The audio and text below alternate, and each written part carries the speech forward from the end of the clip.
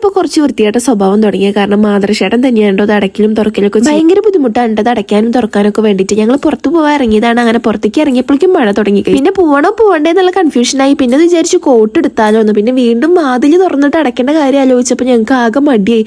എന്താ ചെയ്യാൻ അങ്ങനെ കുറെ നേരം എന്ന് വിചാരിച്ചപ്പോൾ ആദർശേട്ടൻ പറഞ്ഞു കയറി നമുക്ക് മഴയിൽ തന്നെ പോവാന്ന്.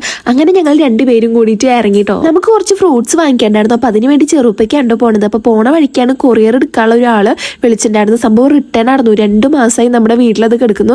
ഇതുവരെ അവർ റിട്ടേൺ എടുത്തിട്ടുണ്ടായിരുന്നില്ല. അങ്ങനെ വാതിലടയ്ക്കാൻ മടിയായി ഞങ്ങൾ വീണ്ടും തുറക്കേണ്ട ഒരു അവസ്ഥയായിട്ടോ. പോണ വഴിക്ക് നല്ല മഴ കിട്ടിയോണ്ട് തന്നെ ആദർശേട്ടൻ ഇത് ഷർട്ടൊക്കെ മാറ്റിയിട്ട് ടീഷർട്ട് ഇട്ടു കേട്ടോ. പിന്നെ ഇത് റിട്ടേൺ എടുക്കേണ്ട സംഭവമൊക്കെ ഞാൻ എടുത്ത് പാക്ക് ചെയ്ത് വെച്ചുട്ടോ. ആമസോണിൽ നിന്ന് പർച്ചേസ് ചെയ്തൊരു ട്രൈപോഡ് ആയിരുന്നു കേട്ടോ. ഞാൻ ഓർഡർ ചെയ്ത ട്രൈപോഡാണ്, പക്ഷേ വന്നത് സെൽഫി സ്റ്റിക്ക് ആയിരുന്നു കേട്ടോ. അങ്ങനെ 800 രൂപ കൊടുത്തിട്ട് വെറും 140 രൂപയുടെ സാധനമാണ് എന്റെ കയ്യിൽ കിട്ടിയിട്ടുണ്ടായിരുന്നു. 2 മാസമായിട്ട് റിട്ടേൺ എടുക്കാതെ നമ്മൾ കസ്റ്റമർ കെയറിൽ വിളിച്ച് കംപ്ലൈന്റ് ചെയ്തപ്പോഴാണ് ഒരു പിറ്റേ ദിവസം തന്നെ വന്ന് സംഭവം എടുത്തു. അങ്ങനെ പോണ വഴിക്ക് നമുക്ക് വീണ്ടും നല്ലൊരു മഴ കിട്ടിട്ടോ. ഞാൻ ഇനി ഹെവി മഴ എന്ന് പറയണില്ല, എനിക്ക് കുറച്ച് ഹെവി കൂടുതലാന്ന് എല്ലാവരും പറയുന്നത് ഞാൻ കണ്ടു. അങ്ങനെ കുറച്ചു നേരം ചെറുപ്പയിൽ ഒരു ഷോപ്പിന്റെ മുമ്പിൽ നമ്മൾ പോസ്റ്റ് ആയിട്ടോ. അങ്ങനെ മഴ തോർന്നിട്ട് മാതൃശേട്ടന്റെ ഫോൺ വിളിച്ച് നിൽക്കുന്നു.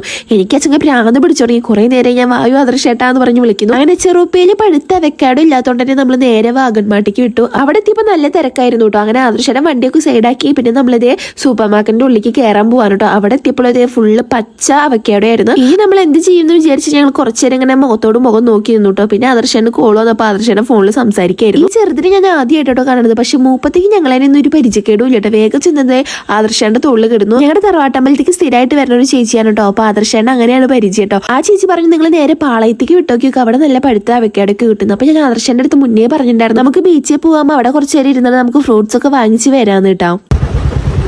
അവക്കാടോ വാങ്ങാൻ വേണ്ടിട്ടാണ് ഇത്രയും കഷ്ടപ്പെട്ടു വന്നത്. വല്ലാത്ത പുലി ഇപ്പൊ തിരിച്ചു പോകാനും പറ്റാത്ത അവസ്ഥയല്ലോ. ടൗണിൽ നല്ല ബ്ലോക്ക് ആയിരുന്നു കേട്ടോ. അങ്ങനെ നമ്മൾ എങ്ങനെയൊക്കെയോ പാളയത്തേക്ക് എത്തി. അവിടെ എത്തിയപ്പോൾ ഇതേ നമ്മുടെ അവക്കാട നിരന്നിരിക്കുന്നു. ഫുള്ള് പഴുത്ത് നല്ല അടിപൊളി അവക്കാട കേട്ടോ. ഈ ത്രാസ് കണ്ടപ്പോൾ ഇങ്ങനെ ഒസ്റ്റു അടിച്ചു. കുറെ നാൾക്ക് ശേഷമാണ് ഇങ്ങനെ ഈ കട്ടയൊക്കെ വെച്ചിട്ടുള്ള ത്രാസ് കാണുന്നത് കേട്ടോ. ഇവിടെ കുറച്ച് റേറ്റ് കുറവുണ്ട് കേട്ടോ എല്ലാത്തിനും. നമ്മുടെ അവക്കാടയ്ക്കൊക്കെ 1 കിലോയ്ക്ക് 100 രൂപയുള്ളൂ.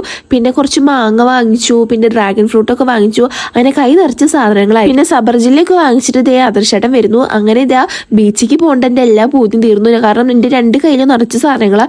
ഇതും പിടിച്ച് ഞാൻ ബീച്ചിക്ക് എങ്ങനെ അഥവാ ഇനി മഴ പെയ്ത് ഞാൻ ആകെപ്പെടും.